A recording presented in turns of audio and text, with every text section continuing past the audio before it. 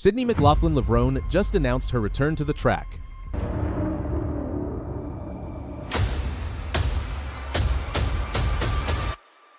But behind that comeback is a court filing that tells a very different story. A league that promised NBA-level pay has collapsed under $13 million in debt. And the biggest unpaid name on the list is the biggest star in the sport. But behind that announcement sits a reality no one expected. As Sydney prepares to race again, her name is not only appearing on entry lists and training updates, it is now sitting inside federal bankruptcy filings. Not as a footnote, not as a minor detail, but as the single largest athlete creditor in the collapse of Michael Johnson's Grand Slam track. The sport's biggest star is owed more than $350,000, prize money promised, appearance fees guaranteed, payments that were supposed to represent a new era of athlete empowerment. Instead, they remain unpaid. And the league that promised to change track forever is now buried under $13 million in debt. This is the story of how the boldest experiment in modern athletics crashed, and how the face of the sport is starting 2026 not in the blocks, but in a courtroom. When Grand Slam track was announced, it was sold as a revolution. Michael Johnson did not pitch it as just another meet series, he pitched it as a correction. Track and field, he argued, had failed its stars for decades. Athletes trained year-round, delivered iconic performances on the world's biggest stages, and then vanished from the spotlight once championships ended. There were no guaranteed contracts, no predictable income, no long-term financial security. Johnson promised to change that. Grand Slam track would pay athletes like professionals in other sports. Guaranteed prize money, high appearance fees, consistent competition, media visibility, a league structure inspired by the NBA and Formula One, fewer meets, bigger moments, real money. It sounded like everything track athletes had been asking for. The league moved fast. Big names signed on. Sydney McLaughlin Levrone, Gabby Thomas, Josh Kerr, Kenny Bednarek, Marilady Paulino, Alison Dos Santos. Olympic champions and global medalists agreed to compete under a new banner. For the first time in years, track felt confident, loud, modern. Behind the scenes, the spending matched the ambition. Venues were booked, broadcast deals were discussed, prize purses ballooned, marketing campaigns rolled out. Athletes were promised 6- and even 7-figure totals across a season. But Grand Slam track was burning cash at a dangerous rate. By the middle of its first season, cracks were already forming, payments were delayed, vendors began asking questions, staff turnover increased. Then came the cancellation that changed everything. The final scheduled event in Los Angeles was quietly pulled from the calendar. That was the moment the illusion collapsed. Within weeks, court filings confirmed what many people feared. Grand Slam track filed for Chapter 11 bankruptcy in the United States. The documents showed a harsh reality: $13 million in unpaid bills. Athletes listed next to vendors, production crews, and contractors. The league that promised security could not pay what it owed. At the top of the creditor list sat Sydney McLaughlin Levrone.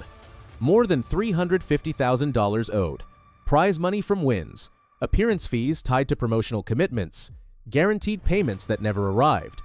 For an athlete of her stature, the number is shocking. Not because she needs the money to survive, but because of what it represents. This was not a missed bonus. This was not a dispute over incentives. This was a system failure.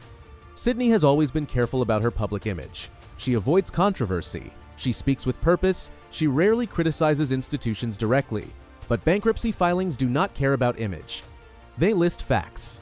And the facts now show that the sport's most marketable athlete was left unpaid by the league that claimed to value athletes above all else.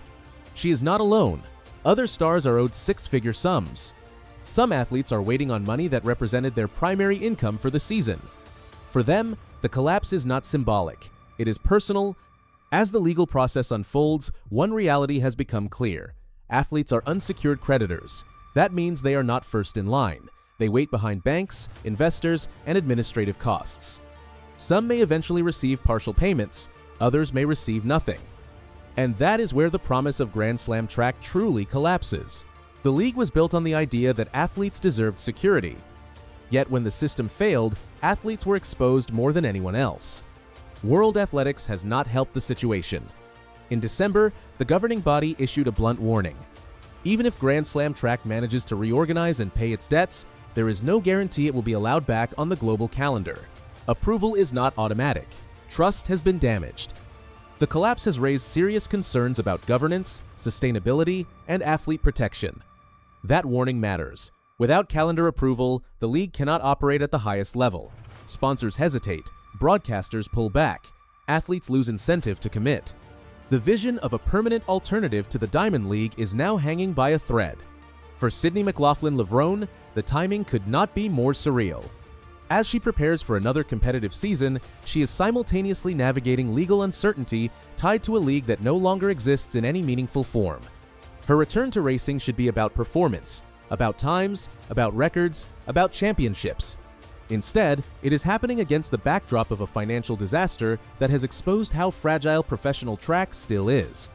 This is not just about unpaid money, it is about credibility. Track and field has spent years trying to modernize.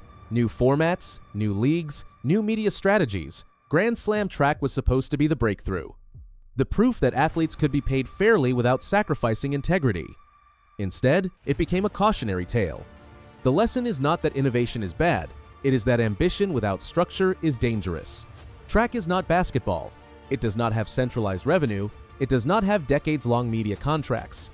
It cannot sustain NBA-level payouts without NBA-level infrastructure. Michael Johnson believed star power would be enough, that if the best athletes committed, everything else would fall into place. It did not. Now the sport faces uncomfortable questions. Can track support a league model at all? Can athletes ever rely on guaranteed money outside of federations and championships? Can investors be trusted when returns are uncertain and costs are high? For Sydney, the immediate question is simpler. Will she ever see the money she earned? Bankruptcy courts move slowly. Negotiations drag on. Creditors wait, athletes train. There is a bitter irony in watching the fastest woman over 400 hurdles in history waiting on a legal process that moves at walking pace. As 2026 begins, Sydney McLaughlin Levrone remains the face of the sport. Her talent is unquestioned, her dominance is intact, her return will still draw headlines. But the story has changed. The promise that track could finally treat its stars like professionals has taken a major hit. The league that tried to lead that change collapsed under its own weight, exposing how fragile the sport's financial foundation still is. What remains is not anger or surprise, but a clear warning that good intentions are not enough. Track does not need louder promises or bigger slogans. It needs sustainable systems built to last beyond one season. It needs transparency athletes can trust and protections that hold even when money runs out. Sydney will step onto the track again soon, focused and ready as always. But when she does, she will carry more than expectations. She will carry the weight of a failed experiment that was supposed to secure the future for athletes like her. Instead, it left the sport's biggest name waiting to get paid and forced track to confront an uncomfortable truth about its own limits.